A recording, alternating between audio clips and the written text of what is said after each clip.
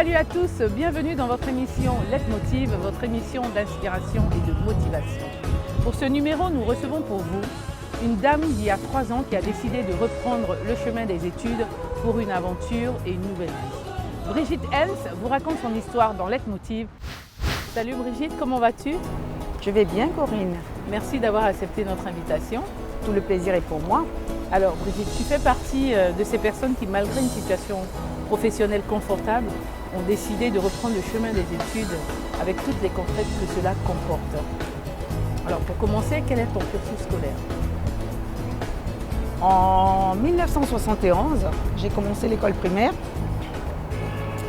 En 1978, à Cocody, au Val-d'Oigne. En 1978, je suis rentrée en 6e, au collège moderne de Cocody en face de Sainte-Marie. En 1984, je suis partie pour la France, dans l'intention de pouvoir faire mes études de prothésiste dentaire. Mais quel était ton rêve d'écolière ou d'étudiante? C'était d'être prothésiste dentaire. D'accord. Et donc tu partais en Europe pour ça? Oui. D'accord. Alors quand je suis arrivée là-bas, mon dossier était arrivé hors délai, donc l'académie a refusé. Les inscriptions étaient closes. Donc il a fallu que je me réoriente. Et c'est ainsi que j'ai opté plutôt pour un lycée professionnel et faire une carrière professionnelle. Donc j'ai fait passer un diplôme d'agent des services administratifs et informatiques. Quand j'ai terminé, tu es rentrée dans la vie active? Oui, je suis rentrée dans la vie active. Je suis rentrée dans une société. D'accord. Et quelles étaient tes missions au sein de cette société? J'étais assistante de direction et c'était une société immobilière. Donc je allais souvent en visite avec les clients. Alors tu as combien d'années d'expérience? J'ai 17 ans d'années d'expérience. Et qu'est-ce que tu retiens de ces années-là? Ce sont des années où j'ai un peu touché à tout. J'ai fait de la comptabilité, j'ai fait de l'informatique. J'ai été attachée commerciale, j'ai travaillé au recouvrement et j'ai gravi les échelons en étant chef de service facturation, logistique et shipping dans différentes sociétés. Et après combien d'années tu décides de revenir en Côte d'Ivoire? Après 2 ans, tu travailles en France pendant 2 ans, je travaillais en France. Et tu reviens à Abidjan? Et je reviens après Abidjan en 89. Pourquoi? Parce que j'avais envie de me rapprocher de ma famille. D'accord. Donc j'ai préféré rentrer. D'accord. Et quand tu arrives à Abidjan, tu n'as pas de mal à trouver du boulot? Non, parce que quand je suis rentrée, j'ai commencé à travailler dans une société sans problème, qui m'avait prise lorsque je suis venue en vacances. J'avais déjà prospecté. Donc je suis rentrée dans cette entreprise et j'ai travaillé au service comptabilité. Alors après quelques années, tu te retrouves en France suite à la crise qu'a connue la Côte d'Ivoire. Comment te vient l'idée de reprendre tes cours et dans quel domaine? Alors, quand je suis rentrée, je n'ai pas tout de suite repris la vie active. Oui, oui. Je me suis plutôt occupée de mon fils, de ma fille, voilà, de m'installer. Oui. Et en 2008... Donc combien d'années après arriver en France? Après ton retour 4 ans en France? quand même. D'accord. Donc j'ai voulu Donc pendant 4 ans, tu étais une mère au foyer, tu t'occupais de tes enfants. D'accord. Donc en 2008, j'ai voulu reprendre la vie active et c'est là que je me suis rendu compte qu'il fallait que je fasse une validation, une VAE qu'on appelle validation d'années d'expérience. Sinon, je perdais toutes mes années. Il fallait repartir au bas de l'échelle. Donc pendant 2 ans, j'ai tourné, j'ai essayé de le faire, mais apparemment c'était un peu plus compliqué que je le pensais. Donc j'ai laissé tomber et je me suis plutôt j'ai continué à m'occuper de mes enfants. D'accord. Et en 2011, ne voulant plus travailler pour quelqu'un, je me suis dit mais pourquoi ne pas faire quelque chose à mon propre compte. Et c'est comme ça qu'en 2011, je suis partie faire une formation. Comment se passe justement cette année de formation? C'était quoi, 1 an ou 2? C'était d'abord j'ai fait 1 an de formation où j'ai fait une formation de spécialisation en prothésiste ongulaire. La reprise n'a pas été trop dure justement de revenir à l'école? si on veut Bon, dire. non, parce que en fait, c'était des cours en alternance avec de la D'accord. pratique. Donc, Ouais. on Donc, se tu sent sentais plus, pas trop, oui. voilà, on se sent plus Mhm. dans la vie active que à l'école, quoi. Oui, oui, oui. Voilà. Et quand j'ai fini, j'ai commencé à m'installer, à avoir ma petite clientèle. Et puis je me suis rendu compte que je recevais des clients qui, au moment de l'été ou des vacances, venaient pour pouvoir camoufler leurs problèmes au niveau des pathologies des pieds. Mhm. Alors je me suis dit, mais ce sont des personnes qui souffrent en réalité, Mhm. mais qui veulent aller en vacances, donc ils veulent camoufler. Oui, Donc d'où m'est venue l'idée de me réorienter oui, oui, tout dans à fait. la pédicure médicale. Mhm. Et alors, comment tu as pu gérer ta vie de mère et d'étudiante, entre guillemets? Je peux dire que ça a été difficile, très très difficile parce que là-bas on n'a pas d'aide, on est seul face à tout ça. Ah ouais, c'est clair. Alors 2 ans très difficiles, intenses, mais j'ai beaucoup échangé avec mes enfants qui m'ont beaucoup compris et je leur ai expliqué que maman devait travailler pour pouvoir demain être plus tranquille Oui, et être à son autonome. propre compte, Bien être sûr. autonome.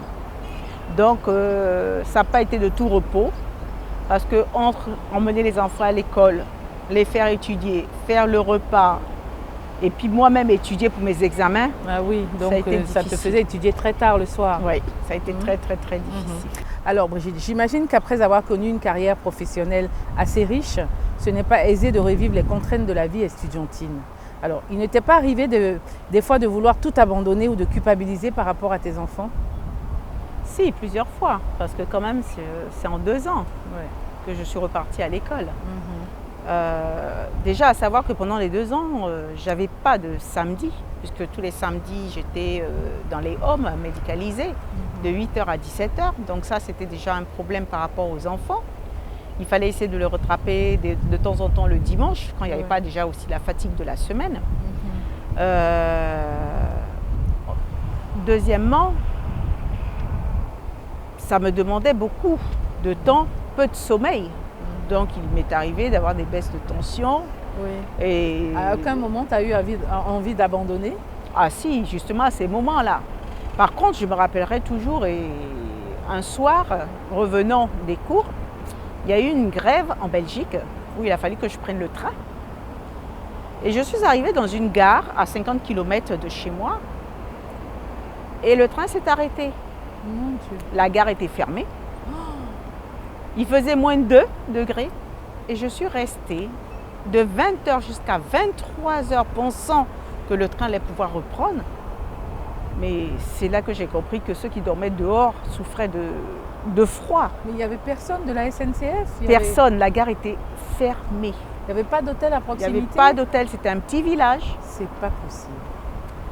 Alors déjà, il a fallu que j'essaie d'avoir quelqu'un qui pouvait venir me chercher sur place.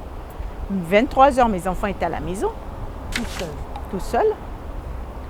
Donc finalement, j'ai pu trouver quelqu'un qui est venu me chercher. Mais quand je suis rentrée, je me suis dit, c'est fini, j'arrête. C'est pas possible. Je suis restée plus d'1 heure à côté du chauffage à me chauffer, Ouais, tellement tu avais tellement pris froid. j'avais froid. J'imagine. Et puis bon, c'était en 2e année.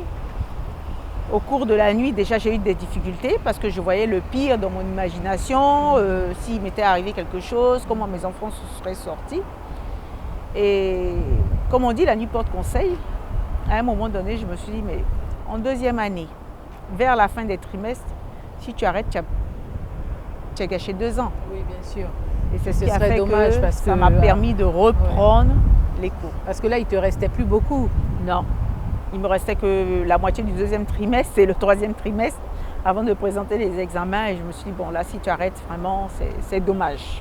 Ce serait Et dommage. tes enfants t'ont beaucoup soutenu justement. Ah, mes enfants étaient beaucoup compréhensibles. Parce que... Et ce qui était drôle, parce qu'au début ça a été difficile, mais ce qui était drôle et que je prenais souvent pour les chahuter, quand on étudiait, je voyais ma fille étudier, mon fils étudier, moi étudier. Je disais, mais nous tous on est élèves, il n'y a pas maman, il n'y a personne. Tout à Tout fait. le monde est à l'école et puis on riait. Mhm. Donc c'est ces moments-là qui étaient un peu chaleureux. Ouais, tout à fait. Sinon par moments ça remontait à un moment, tu nous accordes peu de temps. Voilà. Ouais, Eh, c'est bon, clair. par la grâce de Dieu, on est arrivé à s'en sortir. Oui, Ils ont alors été beaucoup compréhensifs. Oui, tout à fait. Alors, comme seul le travail paye, tu finiras par obtenir ton diplôme avec mention, d'ailleurs, je dirais. Dans quel état d'esprit étais-tu à ce moment-là? Déjà quand je partais pour mes résultats, je savais que j'avais eu mon examen. Ah, super. Mais ce n'était pas la satisfaction que... J'attendais pas que ça. Je disais à mes enfants, j'attends plus. Je veux qu'on me donne mon diplôme avec mention. Je veux qu'on puisse donner mon nom sur le podium. Et puis ma fille qui me disait, mais c'est tout maman, qu'est-ce que ça va te faire? Je disais, ben, ça va faire beaucoup, même mon fils, il se moquait de moi. Donc c'était une école qui avait quand même plusieurs branches. Donc quand on arrivait sur notre secteur d'activité et qu'on a dit mon nom au micro, j'étais tellement contente que mes enfants étaient à me regarder. Et ils se disaient, mais maman, ça va pas, il y a un problème. Et après, quand on s'est dirigé vers les salles pour avoir les diplômes, Ouais. et que j'ai vu sur mon diplôme, c'était marqué « a réussi avec grande distinction ». Alors là, j'ai dit à mes enfants, on fête ça ce soir. Là, c'était le bonheur, C'était le grand bonheur, bonheur. c'était le comble. Je veux dire que la souffrance Tu as tout et les oublié d'un seul coup. péripéties, j'ai tout oublié. Tout oublié. Alors, quelque temps après l'obtention de ton diplôme, tu décides de revenir au pays et d'ouvrir ton cabinet. Comment se sont passés tes premiers mois? Ça n'a pas été facile, ça a été très difficile parce que ma profession n'est pas connue. Donc, Mais comment tu décides comme ça, brutalement, juste après ton diplôme, de partir, de quitter la France et de revenir? C'est ce que tu parce avais que- prévu ou ça s'est Oui, ça j'avais s'est fait? prévu quand même de venir à Abidjan parce que je savais que les gens, il n'y avait pas cette profession ici. Oui. Il n'y en avait pas.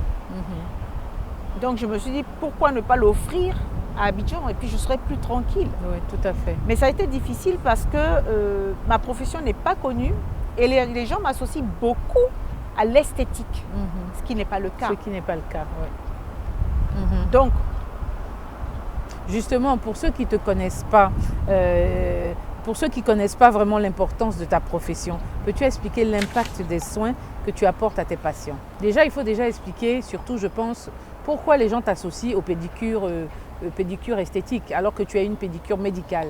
la différence entre l'esthétique, la pédicure esthétique, dans la pédicure esthétique, on n'utilise pas de bistouri, on n'utilise pas d'objets coupants logiquement régis par la loi.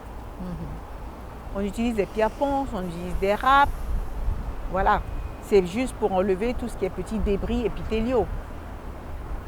Alors que la pédicure médicale, on soigne. On enlève un ongle incarné. On le dégage. On enlève un corps. On soigne des pieds d'athlète. Alors qu'en esthétique, Ouais. ça ne se fait pas. Tout à fait, bien sûr. On utilise des bistouris au moment opportun pour travailler avec. C'est pour ça que tu as voulu te mettre dans un milieu justement médical au lieu Exactement. d'ouvrir un cabinet à l'extérieur. Parce que je me suis dit, ouvrir un cabinet à l'extérieur, les gens n'auraient pas compris que c'était médical. Tout à fait. Alors que venant dans un milieu hospitalier, je marquais la différence en leur faisant comprendre que c'est médical. Tout à La fait. preuve, quand je reçois des gens, quand ils viennent, ils sont surpris. Ils sont surpris parce que Ils ne s'attendent pas à ça. ils ne s'attendent pas à ça. Ils voient que c'est vraiment pas de l'esthétique. Oui. Ils s'attendent à 2-3 ustensiles que tu vas utiliser, Exactement. mais pas à tout, À tout ce ça, quoi, matériel. à tout ce Parce qu'on matériel. est obligé aussi de stériliser. Hein. Bien sûr. On a bien affaire sûr. au sang, on a affaire à beaucoup de choses. On ne peut pas se permettre de contaminer les patients. Exactement. Alors Brigitte, pour revenir à tes débuts, comment est-ce que tu t'installes quand tu arrives à Abidjan? Dans les premiers temps, je n'ai pas cherché à m'installer.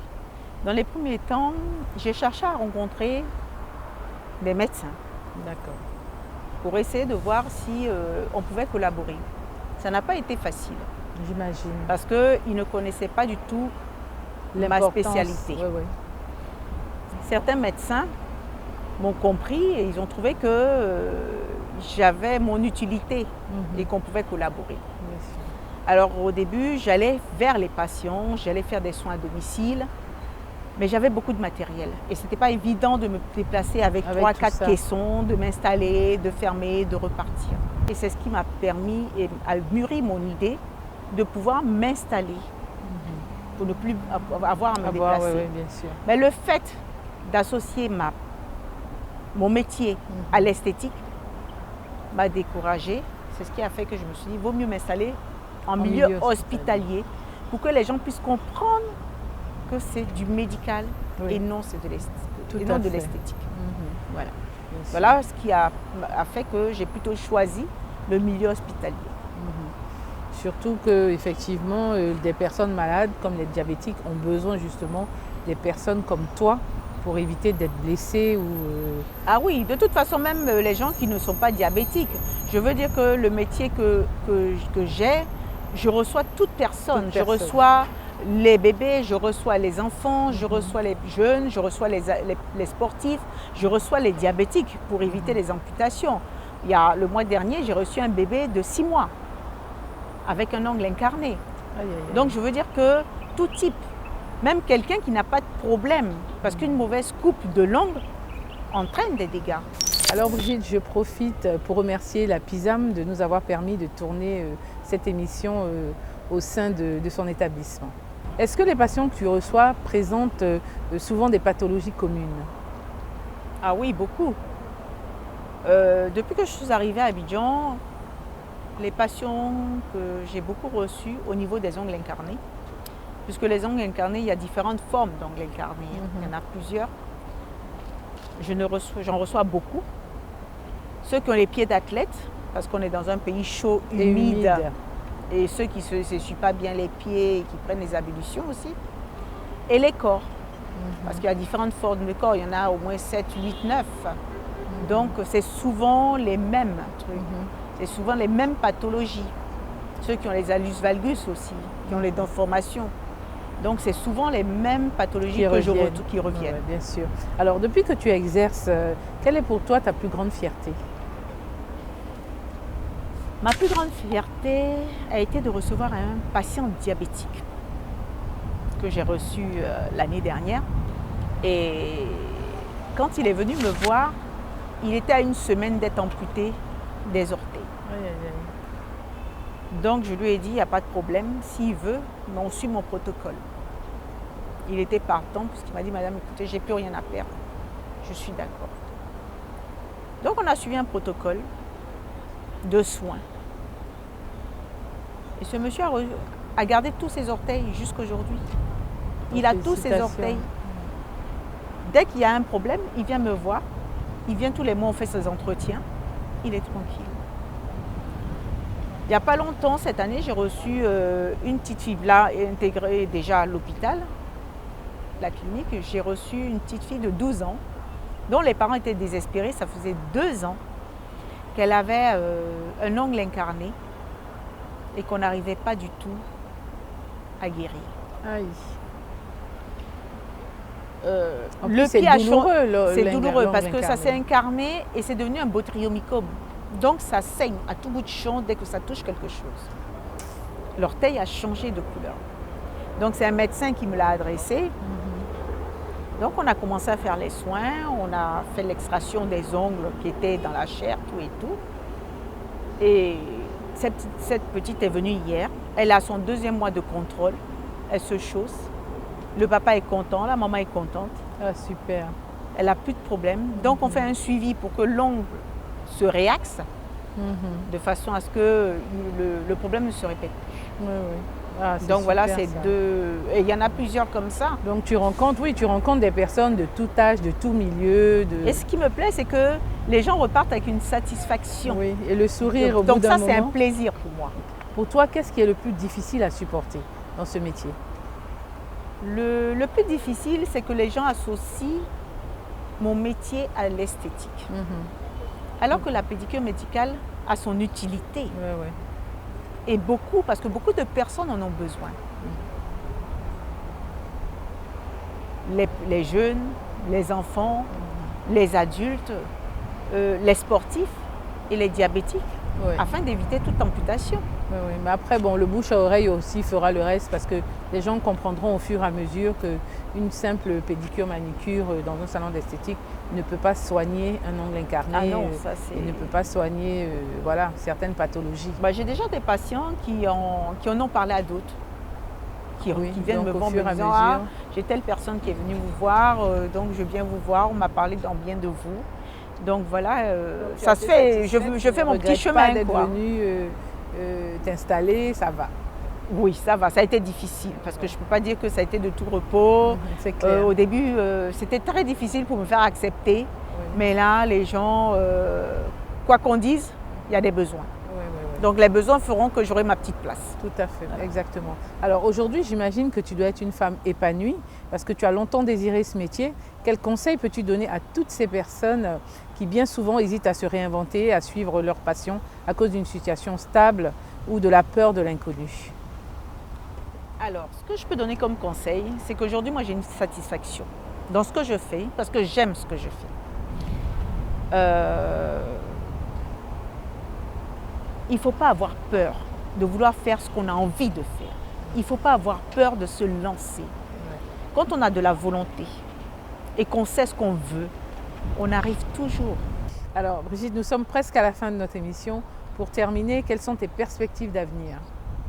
Mon objectif, c'est de faire comprendre aux gens que la pédicure médicale est importante. Son utilité, son impact, c'est d'aider les gens, surtout les diabétiques, à ne pas se faire amputer, à pouvoir soulager les patients quand ils ont des corps, que ce soit des enfants, que ce soit des personnes âgées. Mais oui, parce qu'il y a des personnes qui ne peuvent même plus se chausser. Effectivement, parce que quand on a un corps, c'est tellement douloureux, mais quand on le retire, c'est un soulagement. Tout à fait.